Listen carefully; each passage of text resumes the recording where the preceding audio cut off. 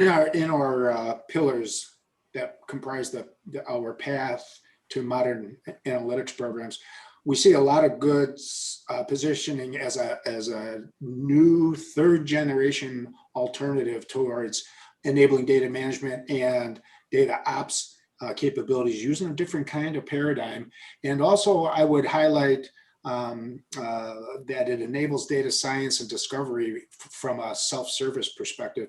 As some of you, if you were on the call just prior to this one, you heard Promethean talk about how Starburst is enabling their capability, which in and of itself enables self-service data science at scale.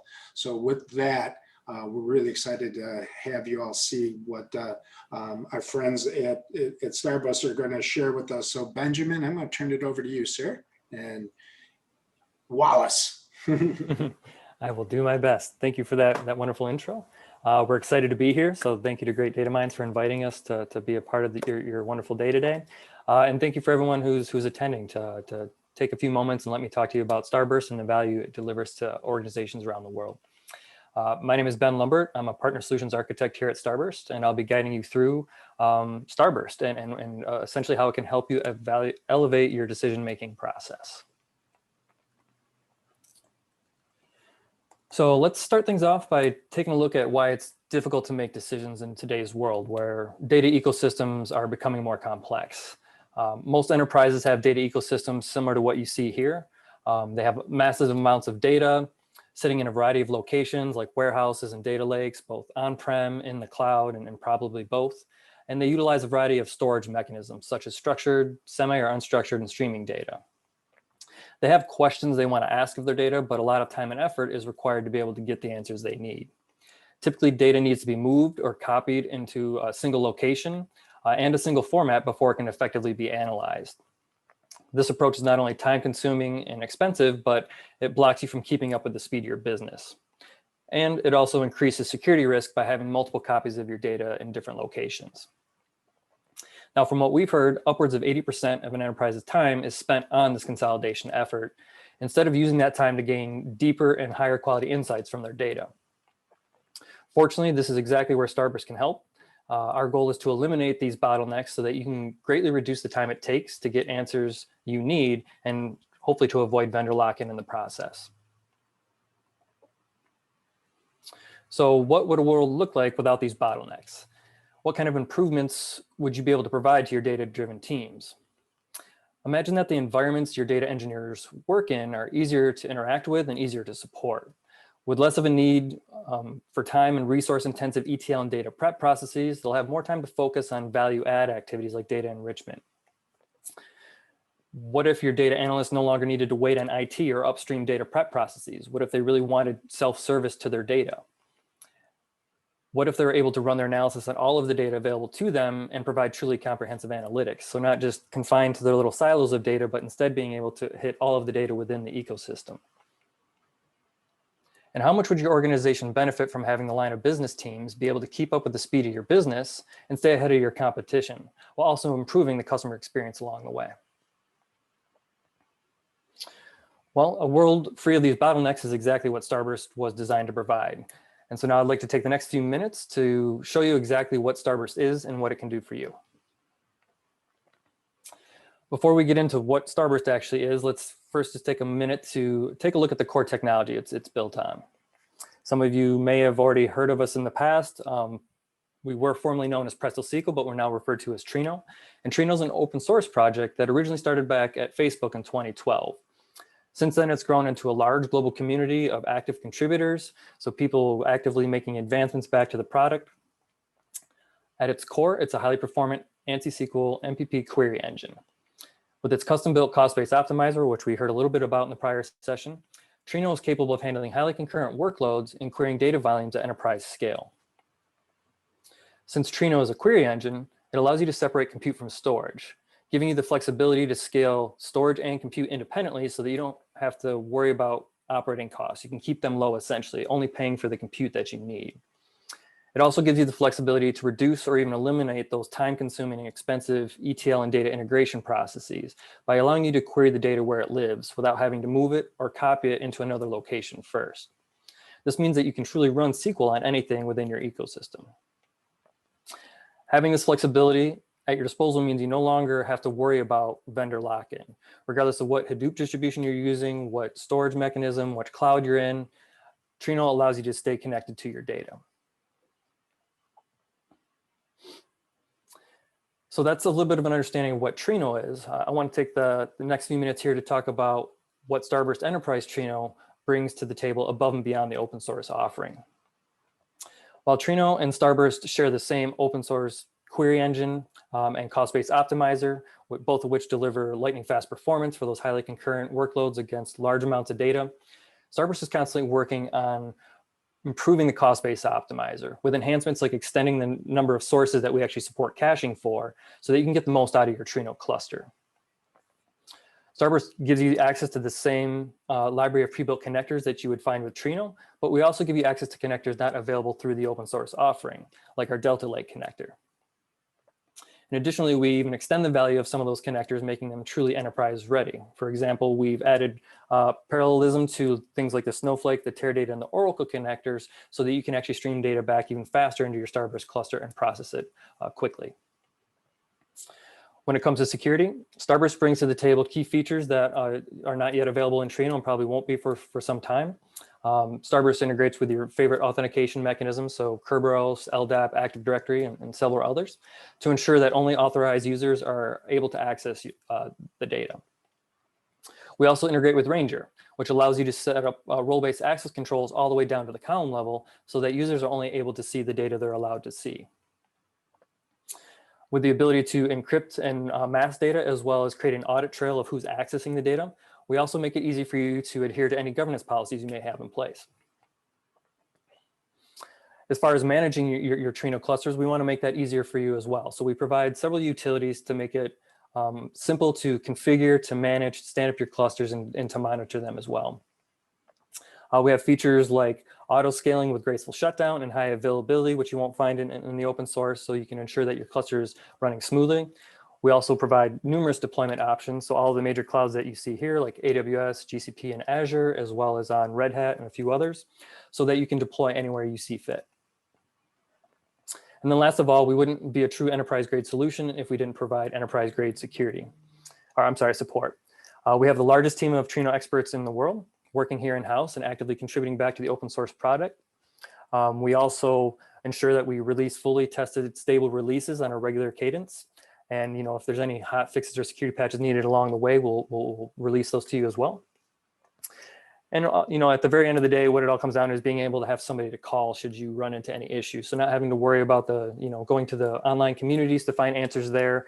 You actually have someone to contact 24/7, 365 in case you run into any snags along the way. So in order to really see the value that Starburst can bring to your organization, we encourage you to shift, to have a small shift in your mindset from how we typically think about accessing data. Instead of thinking about it in the traditional way where you try to consolidate all of your data into a single location, which essentially provides a single source of truth, why not leave the data where it is and provide a single point of access over that data instead? With a single point of access, your data consumers don't have to wait for the data to be copied and moved into a single location, again, which can be time consuming and expensive, before they can run their analysis. Instead, they run their analysis across all of the data, no matter where it lives, and they can do so in an extremely performant way. All they need to do is connect to Starburst, and Starburst will take care of the rest. This single point of access removes the bottlenecks we just talked about so that you can get fast, reliable access to your data. And from what we've seen, Starburst is the best option available out there for you to provide this single point of access and help enable your consumers to be truly self-service. Again, we're able to do this because we're an ANSI SQL compliant engine. Now, the ANSI SQL compliant part of that is important because that's really where it provides minimal disruption to your analysts. They're essentially able to use a language they're already familiar with and the tools they're already using to connect to Starburst and run their analysis. With the MPP part of the architecture, we're able to support those highly concurrent workloads against large amounts of data. And with the global security features we just touched on, like role-based access controls, data encryption, and data masking, we're able to secure your data and make sure that people are only getting access to what they should be able to see. And then finally here, we're always building to that kind of built library of connectors to ensure that as new data sources come into your ecosystem, that you'll also be able to connect to those through Starburst, so you're not leaving anything off the table there.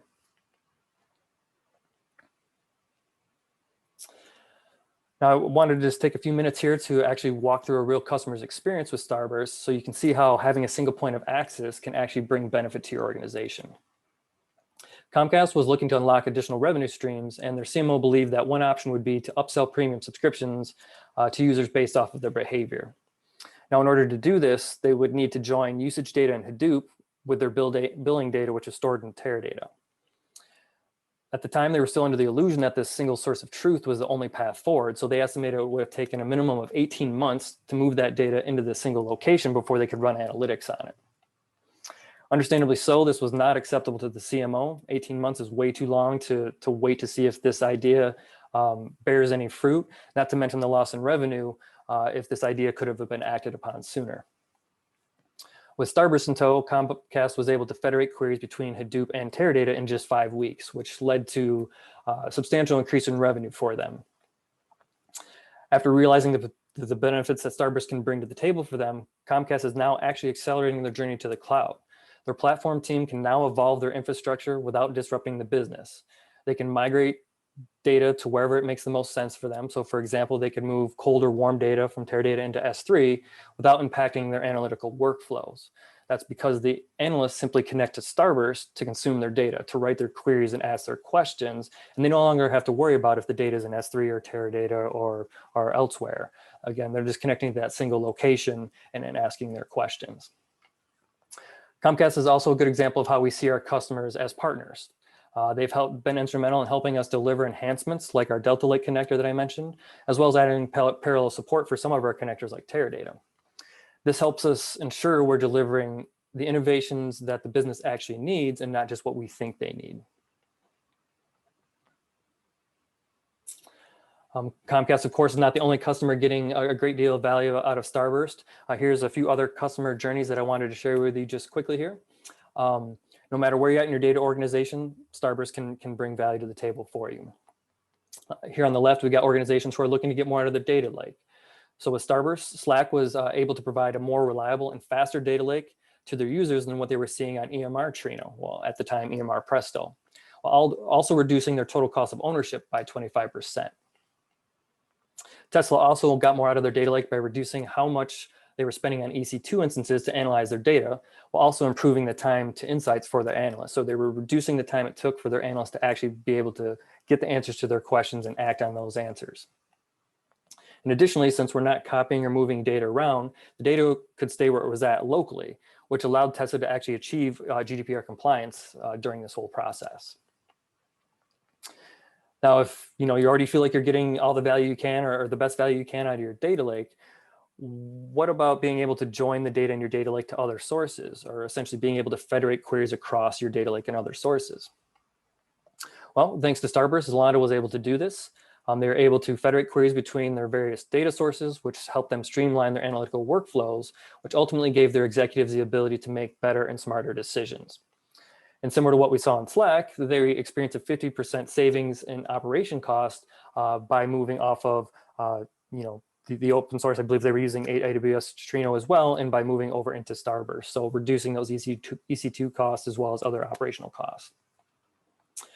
Query Federation also made life a lot easier for Bank of America because they're able to eliminate those costly ETL processes and upstream data engineering processes, which not only greatly reduced their time to insight for critical risk models and allowed them to de-risk their critical business decisions, but they were also saving on the costs required to support those processes and the people who are actually executing those processes.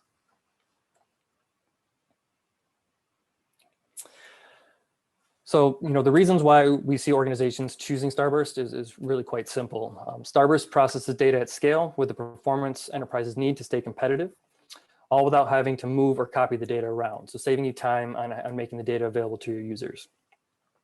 We've shown large enterprise customers that we're the fastest query engine out there in regards to hitting your data lake and getting the data out of there for you, as well as federating across multiple sources. And we have the security features that you need to ensure that your data is protected. Now, by reducing the complexity of data ecosystems for organizations, we are able to give our customers the flexibility they need to avoid that vendor lock-in and add new data sources as needed so that they can maintain their competitive advantage. So always bringing in new ideas, new innovations, and being able to keep up with the speed of their business. And ultimately what this results in is them being able to get to the market faster with new and innovative ideas. They can retain their customers and even attract new ones. And they can reduce their risk associated with their business decisions because they're shortening the time it takes to get to insights. They're doing so in a secure way, and they're making sure that they're taking into account all of their data. And all of this ultimately leads to increased revenue and profit across the board.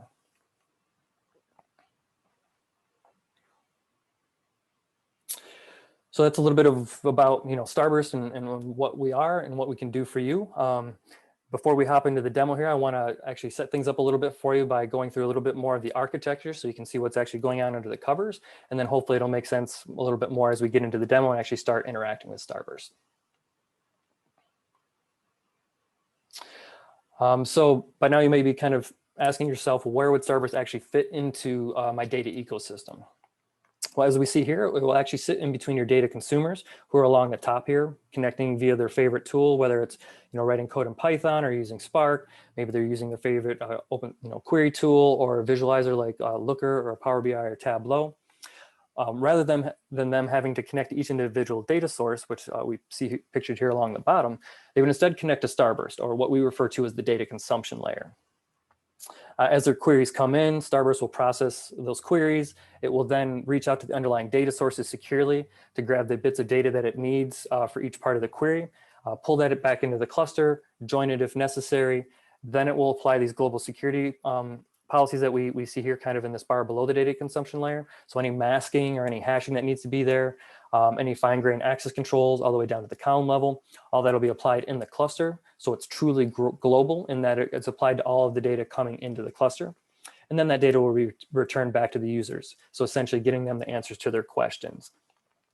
And as data moves in between locations or different sources, so maybe you're moving into the cloud, maybe you're moving into the data lake or out of a data lake, the analysts don't really have to change the connections that they're making through their actual consumption tools up here. Again, they're just connecting to Starburst. It shows up as a single data source for them. They can write federated queries through that, and Starburst worries about actually connecting to the data where it lives and pulling it back for processing. Here we have a look at what an actual very simple a very simple cluster running Trino. Obviously, we have some Starburst features on top of that, like you see the identity management, as well as authorization through Apache Ranger and a few other things that I'll get into. But the core of what Starburst is, and it's running on Trino, is a simple cluster here in this example running in Kubernetes. You have your end consumers here on the right, so they're issuing their queries via Tableau or their favorite query tool, or maybe some code blocks. And they have all the data sources down here again, which are probably spread across multiple sources and multiple locations. As the users submit their questions to the cluster, the coordinator itself, which is the brains of the operation, is actually going to parse the query for them. It's going to analyze it, and then using our cost-based optimizer, it's going to determine what the best query plan is. Now, in order to do that, it's going to either pull the metadata from the underlying data sources using our connectors, our custom connectors that that I previously described, or for your non-relational systems, your object stores that require Hive Metastore, we'll pull the metadata through there. Using that information, that's how we parse the query and determine what the optimal query plan is, including the statistics from the underlying data sources. The coordinator will then schedule the query to be executed across the different workers that are available in your cluster. Now, it's a little bit hard to read here, but you'll notice that, and let me pull up a little pointer here. In the horizontal text here, or the vertical text here, it's basically saying that this is part of an auto-scaling group. And so what this does is this allows Starburst to actually, on your behalf, automatically add additional workers to the cluster to process increases in workload. So if the average number, or I'm sorry, the average utilization, CPU utilization across all of the workers exceeds a certain threshold, you can actually, we'll automatically auto-scale up additional worker nodes for you. Then we'll process that increase in workload. And then once that demand subsides, we'll gracefully scale down those additional worker nodes. And that's one of the key differentiators between us and the open source offering. They do have auto scaling available, but it's not necessarily graceful scaling. So what graceful scaling means in this context is that we'll actually wait for a cooldown period before we scale down those additional workers that we spun up on your behalf. That essentially ensures that whatever workload was being processed has enough time to finish processing before we remove those additional workers. Now, each of the workers will leverage our connectors to reach out to the underlying data sources securely. We will push down what operations we can into the underlying data sources to ensure that we're streaming back the least amount of data required to actually process the query. Once the data is brought back in and joined together in the cluster, this is where we actually apply those role-based access controls that you've defined through Ranger. And this is why we can call them truly global security features or security policies. Rather than relying on the support of the underlying data sources, so like some sources just don't support role-based access controls through Ranger, since we're applying those in the cluster itself, we can actually ensure that they're applied universally across all the data involved in the query. Then from there, the data is returned back to the coordinator, which is then streamed back to the users, in their favorite consumption tool that we see here on the right. I'll take a minute just to describe a few items here. So these are some of those kind of value add items that I alluded to on that 5-pillar slide that I showed you. Mission control, which I'll show during the demo, is one of our web-based utilities that helps with configuration and management of your clusters. That ultimately relies on a custom-built operator that we've created that will spin up the clusters as you've defined them. So combinations of coordinators and workers, to process different workloads and whatnot. And then we have integrations with things like Prometheus so that you can keep an eye on your cluster and monitor that through a web-based UI as well. Just a quick bit on here on connectors. So as I just mentioned, the coordinator, which helps parse, analyze, and schedule the queries. That's the brain of the cluster itself. That sends the work off to the workers that are the muscle of the cluster. They're actually what's fetching the data and then doing the joining and all of that back on the Starburst cluster. But what they really rely on is our connectors. So you have just a few examples here of connectors that we provide out of the box.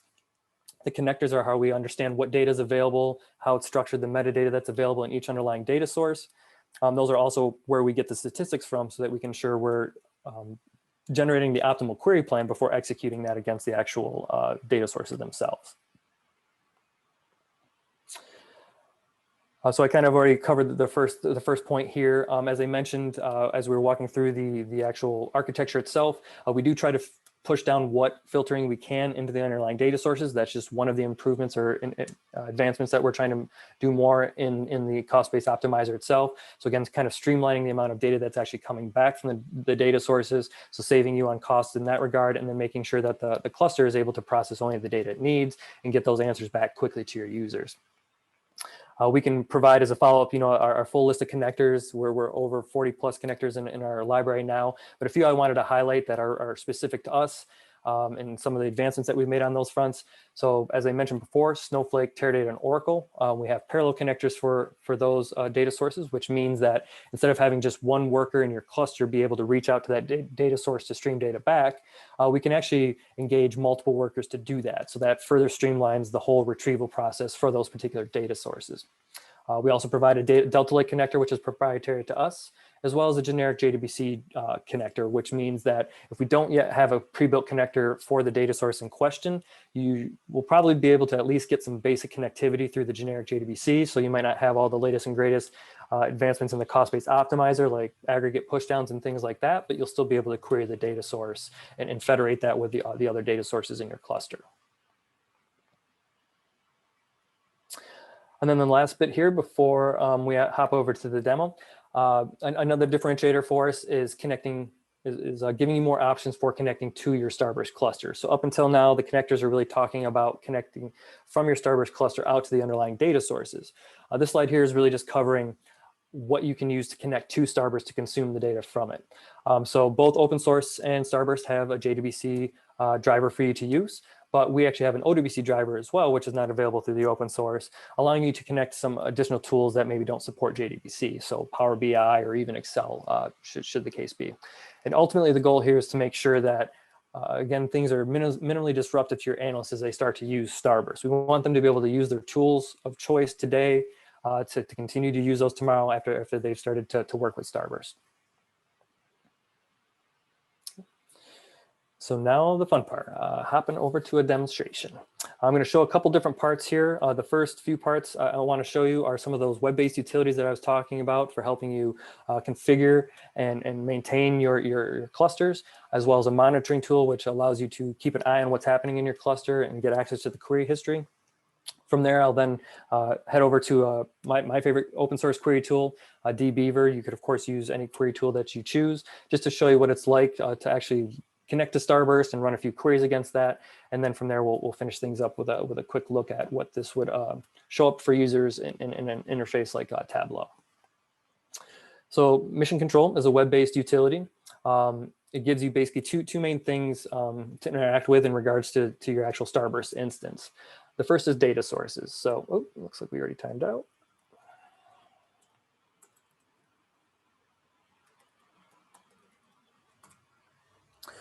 So here we just have a few sample data sources that's loaded in this particular demo cluster. You can add, as many data sources as you want, and this is by no means the comprehensive list of the connectors that we have.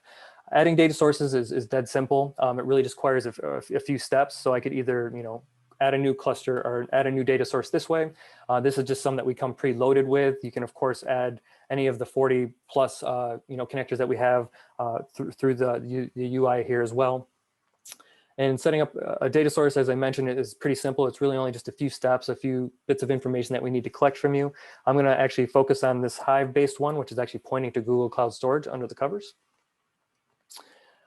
So, here we basically just give the catalog a name, so how we want it to show up within our query tools or our visualization tools, provide a description for it. Now, I highlighted this particular data source because there's a few more steps involved in this as compared to like a relational system. With a relational system, you would not have to worry about the Metastore connection because Hive Metastore is not really required. You would just provide the basic connection information, a few configurable parameters on the security front, and then you're good to go. For our Hive-based data sources, we do need you to specify what kind of Metastore you want. You have a couple different options available. You can either deploy it as like a pod running in the cluster alongside your workers and coordinators. We can either support that to a MySQL or Postgres database, or it can just be ephemeral so that when you bring down the cluster, the Metastore actually goes away. Or if you already have a Metastore in place, an external one that you want to connect to, you can provide that information here as well.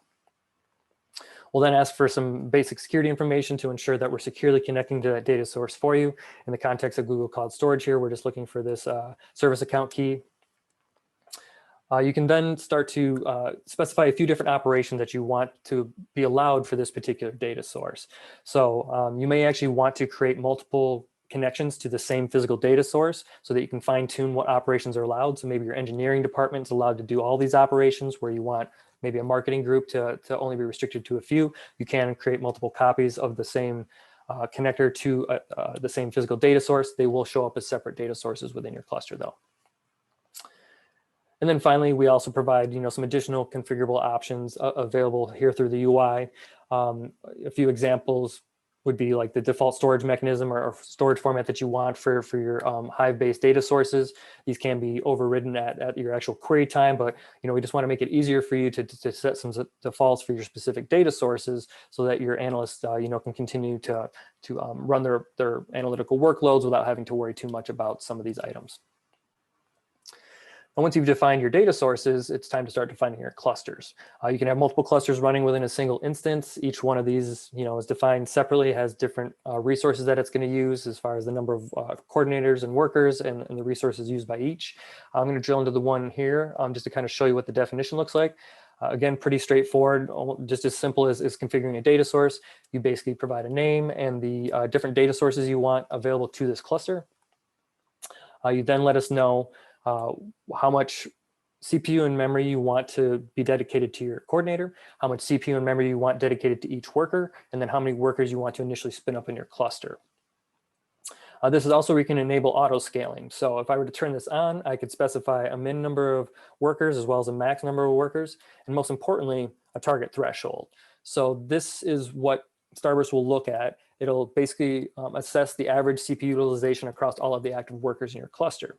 If that utilization exceeds this threshold, Starburst will automatically add additional workers until that threshold is no longer exceeded.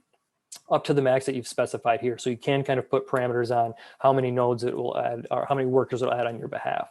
Now, once that threshold kind of subsides, we'll wait for that cooldown period that I mentioned before. So really giving you that true graceful shutdown before we shut down those additional workers back down to the minimum range that you set here. So this really ensures that you're running the optimal number of workers at any time. You're not paying for compute you don't really need, but you always have the horsepower you need whenever you need it. From there, the next step is really just connecting to Ranger. So if you have an existing Ranger instance somewhere you want to connect to, or if you want to deploy it as a separate pod within your same Starburst cluster, you can do that as well. But essentially, this is allowing you to connect those role-based access controls in so you can ensure people are only seeing the data they're allowed to see. And then finally, you can provide any customizations you want, like unique custom images that you want to deploy or any kind of bootstrap scripts you want to run at launch time for your cluster. You can specify those here through the UI, and then your cluster is ready to go. From there, you can basically start, stop it, restart it from the UI here. You can manually scale up and down nodes, but since we have auto scaling available, there's really not a need for that. But the option is available if you're like testing out different cluster sizes and things like that. Now moving over to Insights, which is our web-based monitoring tool. Once you stand up your cluster and you have that deployed, this will automatically come up for you, and it gives you a holistic view on what's happening in your cluster. The overview tab here is really just you're kind of giving you a first look at everything that's happening in your cluster from a high level. So you can see any queries that are currently running in the system, what the current CPU utilization is, how many workers are actively in the cluster, actually processing queries. You can also get a quick view on, the users that are hitting the system over the last several hours or so.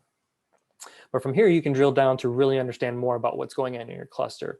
So on the query history tab here, we're actually seeing a full query history of everything. There's far more data in here than this. This is just showing you, the first page of results here.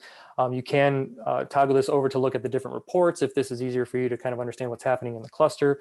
You can, basically see the different ways in which people are hitting the data. So which users are hitting the system the most, what sources are they going after the most, what connection types are they using the most to actually connect to your cluster itself, top tables within the data sources that they're using, and things like that.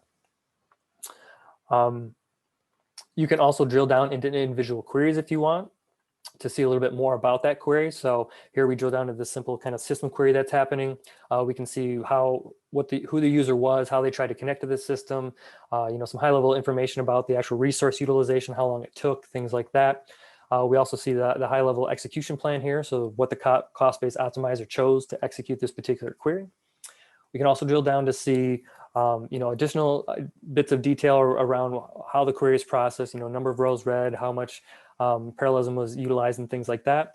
And then if you want to see the full query plan, you can actually see that through the UI here as well. You can, of course, do this through the command line or through your favorite query tool using the analyze command. But if you're, spending more of your time in the actual UI here, then you have the option to actually see that through the UI here as well.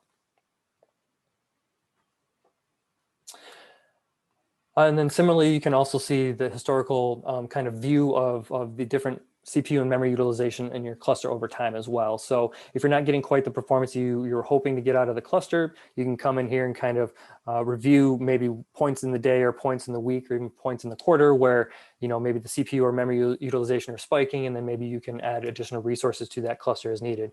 And that's the beauty of Starburst, is that it's easy to add additional nodes to each cluster. It's easy to scale up the amount of CPU and memory use for each cluster. It can all be easily done through the UI that I just showed you. So that you can ensure that you're not waiting weeks or months for the kind of performance to turn around. You can actually do that fairly quickly. So we'll just spend the next few minutes here actually looking at what it's like to connect to Starburst. And I want to make sure we have enough time for Q&A here at the end. So I'll kind of speed through this part here. I won't give you the long story, so to speak. This is dbeaver, which is an open source query tool. You could use any tool that supports JDBC or ODBC, any visualization tool or data consumption tool. And what we have here on the left is actually 3 different users connected to the same physical Starburst cluster. And I'm highlighting multiple users because I wanted to quickly show where those role-based access controls are actually coming into play here. So, just for the sake of the story, let's say that we have 2 different user groups trying to hit this particular Starburst cluster, one from engineering with unrestricted access and one from marketing with restricted access. just drilling down to a single level, we can already see where some of those role-based access controls are in play. What we have here is all the different, what we call catalogs. So these are connections to those underlying physical data sources that this cluster is connected to. The engineering group is able to see all of the data sources, so BigQuery, Elasticsearch, Hive, which is actually pointing to GCS, MySQL, Postgres, whereas the marketing group is only able to see a subset of those data sources. And this will carry all the way down to the column level. So here, if I drill all the way down into the schema, I can see this customer table that's got this account balance column. Whereas if I were to drill down into the same location from the marketing group connection, we'll actually see that in this customer table, the account balance is not here. So we're able to restrict access all the way down to the column level for what assets users can see. And this isn't just for navigational purposes. That column will actually be considered completely not available to that marketing group. So in this marketing tab here, I'm going to run a simple query against that table, but trying to query this account balance column. Now, when I do so, I'm actually going to get an error because from that user's perspective or that group's perspective, that column doesn't actually exist. Now, if I remove that column and run the same query, I'll get my data back. And here's where we'll actually see some of the masking being applied. So on phone number, we're masking all but the last 4, and then we're completely masking the address from the marketing group. Now, if I switch over to the engineering group and I run that same query, you'll see that I can actually query that account balance column because it's not hidden from me through those role-based access controls. And then I'm actually able to see the full phone number. So I can, change the policies, the masking policies, the type of masking that's done. And in this case, I could even hash values. So like an address field where it was masked for the marketing group, it's actually hashed for the address group or for the engineering group. Beyond controlling what assets, so what catalogs, what schemas, what tables, and what columns users can see, we can also control what rows they can see within a table. So bouncing back to the marketing user here, if I were to query this customer table, just an unrestricted query against this, they're actually only able to see a very small set of rows from this table. Whereas if I hop over to the engineering group and I run the same query, I can actually see all of the rows in that table. So, not only restricting what assets they can see, but what data they can see within those assets. Then finally, the real power is being able to query federate my data across multiple sources without having to move the data around. So in this simple example here, we're just dealing with some very simple bank data. Maybe my customer data exists in S3, my account information exists in MySQL, and then some additional customer profile information exists in BigQuery. Now, rather than waiting for all this data to be pushed into BigQuery, copied around, migrated, all that fun stuff, I can actually leave the data where it's at and query it all or access it all from a single query as if it was in a single data source.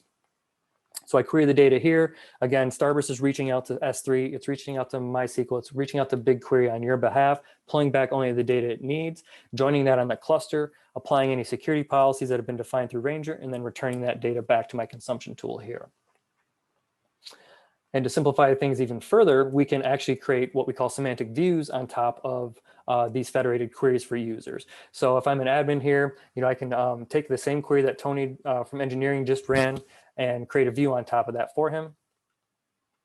So I create this view, and now when Tony wants to query, or the engineering department wants to query this particular view, they no longer have to worry about pointing it to these individual data sources. That's truly kind of hidden from them in that regard, and they can just worry about querying that view itself.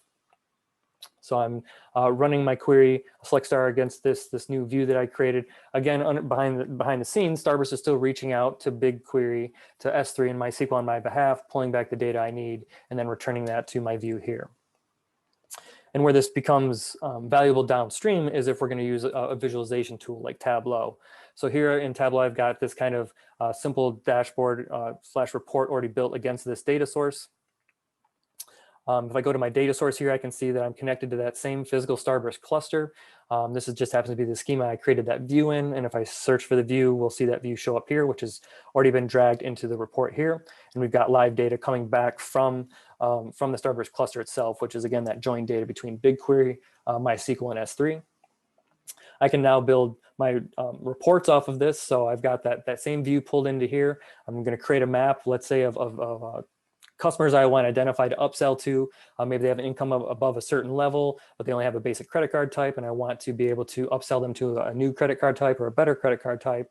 So I've put filters on these columns. Again, these columns are coming from different physical locations, but thanks to Starburst, I'm able to consolidate them to a single semantic view and interact with them as if it's a single location of data, which is helpful in products like Tableau, which are not yet able to allow me to really add multiple sources within one report and join that together. And then, I'm making sure that it's grouped by state and just giving me a distinct count for each state of the number of users I want to target. So I can get my full dashboard, my full report here with all the information I need from multiple sources without having to wait for those lengthy and time consuming upstream processes to get the data, kind of consolidated into a single location. Again, which takes time and money and really delays me from getting the answers to my questions that I need. So with that, looks like I nailed it right on the 5:40 mark. That is all I wanted to show today. Hopefully you found that useful. And now I'd like to open the floor to any questions the group may have. I saw many come in. I just haven't seen what they actually are yet.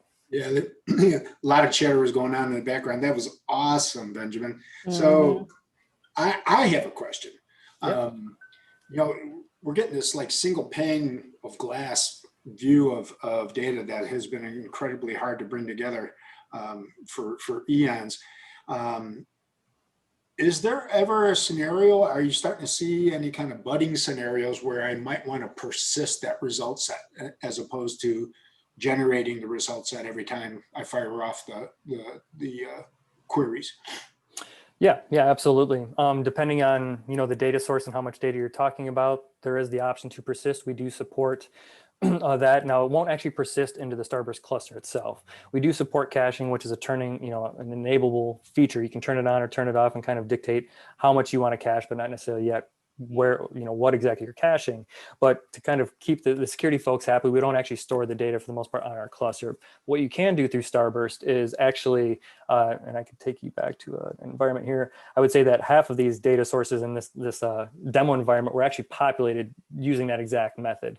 So, when you first deploy a Starburst cluster, we actually give you the TPCH data for free, so you at least have some sample data to load.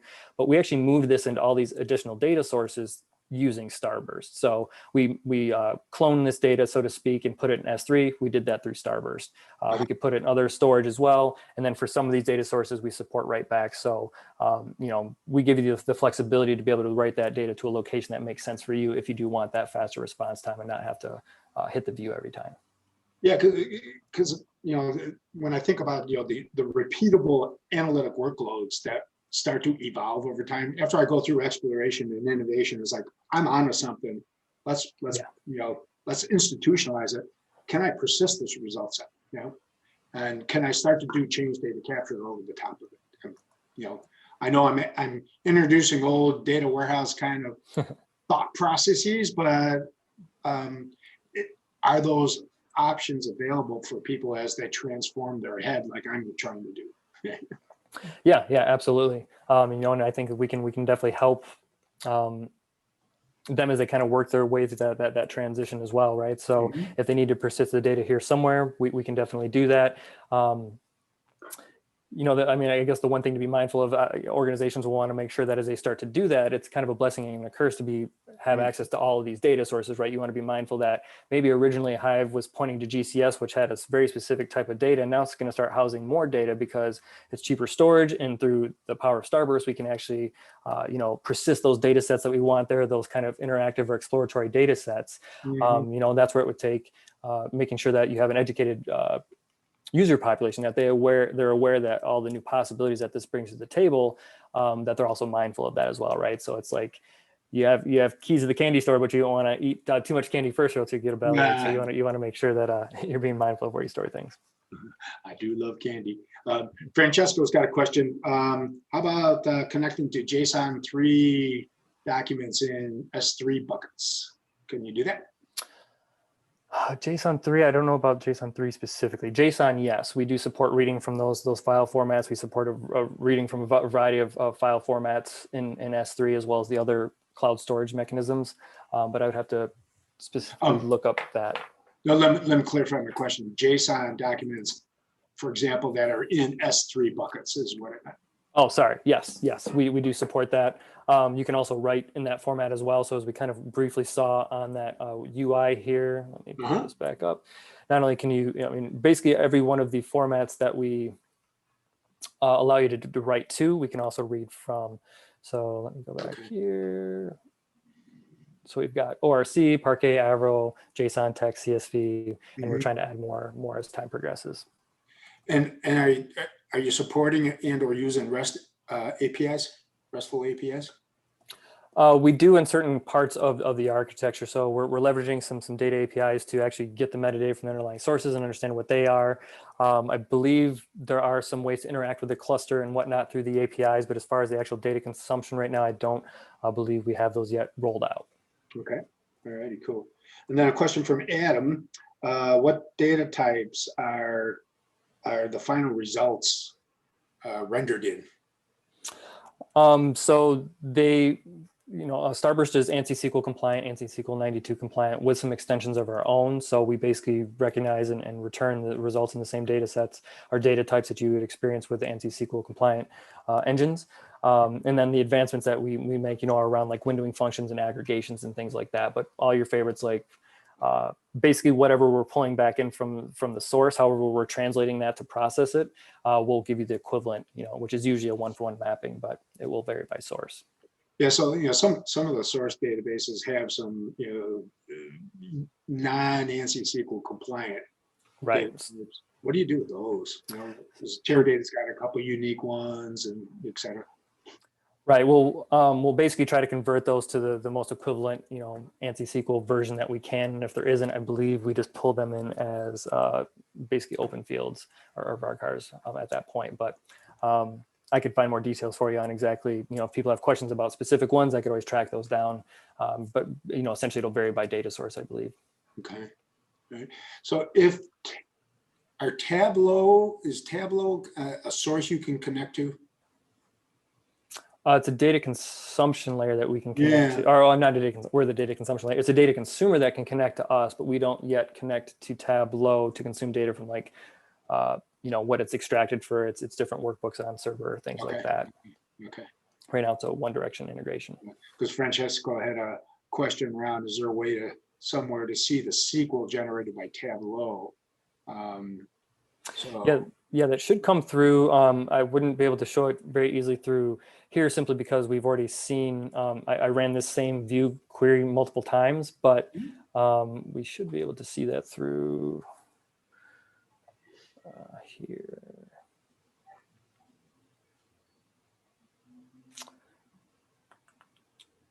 No, so this is just actually what we ran through the Tony through the query editor itself. I'll have to look into that. I would assume because basically, if Tableau is passing that query through to Starburst, which it is, then that would show up in our regular query logs. It's just a matter of what it's actually submitting it as. So because where are we at here? Because the admin ID was the one that created this view, they would show up under admin. But I'm curious if some caching is going on, and that's why it's not actually showing up in our query history right yet. Okay. That's probably the case. Very cool. And then let me double check the time. Oh, we got 2 minutes. Okay, I'll do another selfish question. What are some of are you starting to see some early use case patterns, adoption patterns? Yeah. So first and foremost, I think people trying to get the most value out of their data lakes, getting more value out of their data lakes, as we briefly covered in the overview, is a strong one. So they're saying, well, I've got this data lake, but I'm still having to shift data around within there, or I'm not able to connect everything I need to that, or I can't federate to other data sources. So we're able to really help streamline the access for users or for customers as they're trying to get more lift out of their data lake.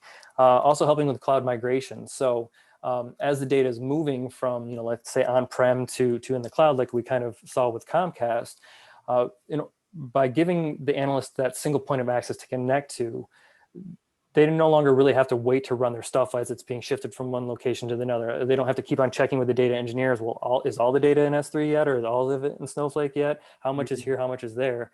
They just connect to Starburst and they just run their same queries. And if we're creating those semantic views on top for them, then they really don't need to know where the data is at. I mean, they can if they want, but it's really just the DBAs or whoever updating those view definitions as the data is migrated. But the consumers are just writing their simple SQL against that as if it was all still in S3 or in Snowflake. So Yeah. cloud migration, we can definitely help with. And then, comprehensive BI. So as we kind of saw in Tableau, being able to hit those semantic views, you're no longer limited by that particular visualization tool and what it can or can't do in regards to federating queries. Starburst does all that work for you. So if you have that semantic layer, you're opening up the inclusiveness of your kind of BI reporting and dashboarding.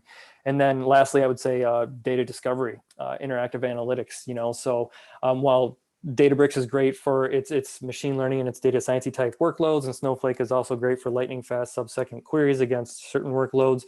We kind of sit in the middle and we can help with both of those, right? So we can do that more interactive analysis, not large, long running batch jobs like Databricks, not millisecond response time necessarily on those other little small bits of analytics you're doing in Snowflake, but instead more comprehensive data discovery. Like I want to be able to join data from multiple locations, relational, non-relational streaming data, but I don't want to spend the time or money to put that into a Snowflake or Databricks, or there's limitations where I couldn't do that. So you can be more interactive and really explore your data because we're connecting you to all of it. Yeah, excellent. Yeah, that kind of reinforces an observation. I believe that Anna had provided that this could be a great tool to kind of enable, I'm in the midst of transformation, and I can insulate the disruption while I'm going through a transformation. Yeah, exactly. In essence. I like that, insulate the disruption. I'm gonna use that if that's all right. Well, you can use that. You can use it. You can use, if you hate it, automate it too. I like that. I've got a couple more that are flown in while we're talking. What will the federated query return in the case of the sources throwing an Aura 600? I don't know what an Aura 600 is. That sounds like an Oracle error or something. I'm not sure. Yeah, that I don't know the specifics of that particular error code, but it does sound like Oracle. So just so I understand the question properly, I guess if you're just hitting a query directly against, let me think about that. I'm wondering, hey, Alexa, I'm wondering if we could take Peter off of mute and he can clarify his question. P-I-O-T-R. Yep. Thank you. And I think we can probably take everyone off mute for that matter. They Yeah. can mute themselves back. Mm-hmm. Oh, this is Piotr. Can you hear me, please? Yes, we sure can. Okay, so thank you, Mike, for the pronunciation. This is Piotr, actually. And the question is truly related to the potential error that can be thrown during the query execution by Oracle engine. So the question was about the federated query when you are trying to join the sources like something from cloud, maybe something from Snowflake and Oracle, and one of the sources, in this case, probably Oracle, throws the error. So what goes as an output? Well, it depends on the error. So is the 600 error more like a syntax this thing? Is the total crash. Oh, okay. That's why I was curious about the specific error, because the SQL that you're writing against Starburst is going to be ANSI SQL compliant and has to kind of fit into those parameters or whatever the case may be. And then our connectors will actually take care of issuing the compliant version of the query or part of the query that needs to go out to the Oracle and get the data back. So you probably wouldn't see an error in that. But then, as you said, there are other errors like a total system error that would result. So that would actually trickle back up into Starburst as a more generic error. So you probably wouldn't get the Aura 600. Now you could find that by going out to the cluster, looking at the workers. You could look at the log files, and those will, spit out that error, basically telling you what happened and that it's coming from the Oracle connection, and then you could troubleshoot from there. But in the query tool itself, you would actually see more of a generic error like that data source is unavailable. I've seen that before when connecting to other data sources. It would say like, S3 not available right now, and that was actually just basically because something behind the scenes, the connection wasn't working with S3. So. Short answer is you'll see a more generic like data source not available, but then through investigating the query logs, you can actually track down what the error is, what source it's coming from, what the actual error is coming from the source, and then troubleshoot from there. So Yeah, it won't give fair you a enough. partial, Thank you. it won't give you a partial result set? I believe if any part of the query fails, then it won't give you a partial result set because we want there to be some consistency there and some continuity, basically. So the whole thing would error out if any of the data sources involved is not able to return. Did that answer your question, Peter? Yeah, thank you so much. Yeah, thank you. Absolutely. Thank you for your Thank you. question. And I'd like to say thank you for the cartoons. Adam, you had a set of questions. Would you like to ask them directly? Sure. Thank you. Can you hear me okay? Yes. we can. Okay, great. So I'm wondering, I'm looking at the presentation, what you went through, and looks like, if I'm not mistaken, all the connections to external data sources is through JDBC or ODBC. First of all, is that correct?